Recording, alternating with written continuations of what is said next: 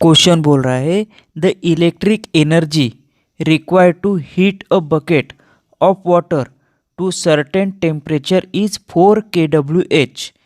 If the heat losses are 20%, the energy input is. मतलब question बोल रहा है कि कोई बकेट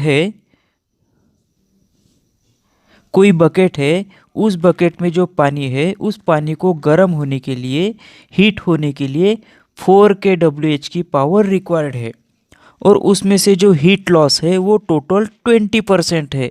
तो उसमें जो इनपुट एनर्जी है उस इनपुट एनर्जी को हमें निकालना है, उसको फाइंड आउट करना है।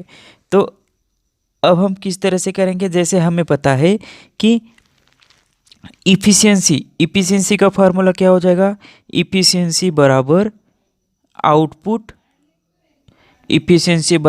Output divided by input. ये इफ़िशियंसी का फार्मूला हो जाएगा output divided by input into 100। ये हो गया इफ़िशियंसी का फार्मूला। अब इसमें हमें दिया क्या गया है कि आउटपुट की वैल्यू यहाँ पे गिवन है 4 kWh। आउटपुट की वैल्यू हमें गिवन है 4 kWh और इनपुट की वैल्यू हमें निकालना है। तो यहाँ पे आउटपुट की वैल्यू है तो आउटपुट की वैल्यू हम उसमें रख देंगे। जैसे हमें पता है कि यहाँ पे एक बात और दी गई है कि हीट आउटपुट 20%। अब हीट आउटपुट 20% है, इफ़िशियंसी 100 अगर हम कंसिडर करते हैं तो उसमें से 20% हीट लॉस हो रही है।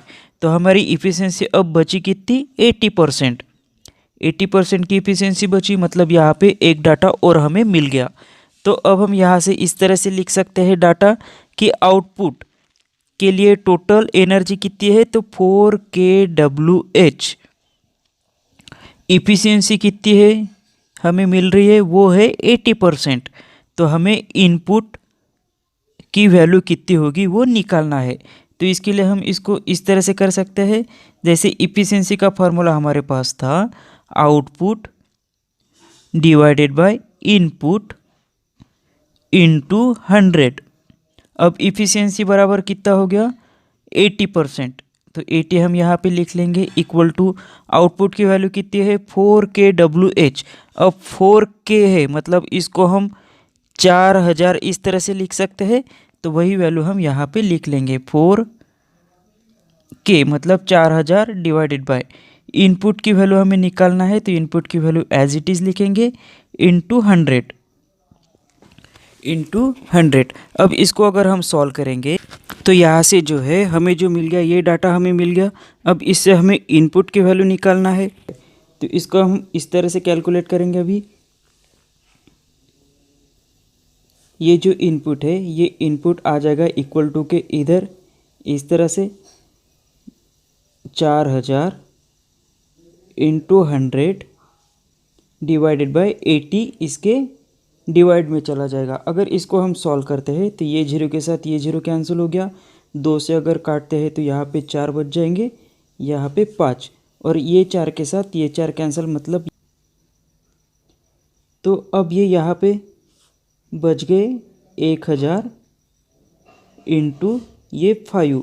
तो ये 5 अगर हम यहाँ पे लिख ले तो इनपुट की वैल्यू हो गई 5000। ये हमारा आंसर यहाँ पे निकल के आ गया। अब इसी 5000 को हम 5 kWh एनर्जी में लिखना है, तो इसको हम 5 kWh लिखेंगे। तो यहाँ से हम ऑप्शन में देखते हैं कि हमारे पास ऑप्शन में क्या है। ऑप्शन नंबर ए है 2 kWh, तो ये भी नहीं होगा। ऑप्शन नंबर बी है 3.2 kWh, तो ये भी नहीं होगा। ऑप्शन नंबर सी यहाँ पे 5 kWh है, तो इसका आंसर हो जाएगा option number C 5 kWh। Option number D भी नहीं होगा। तो इस क्वेश्चन का आंसर जो है वो हो जाएगा ऑप्शन नंबर सी 5 kWh। ये हमारा फाइनल आंसर हो जाएगा।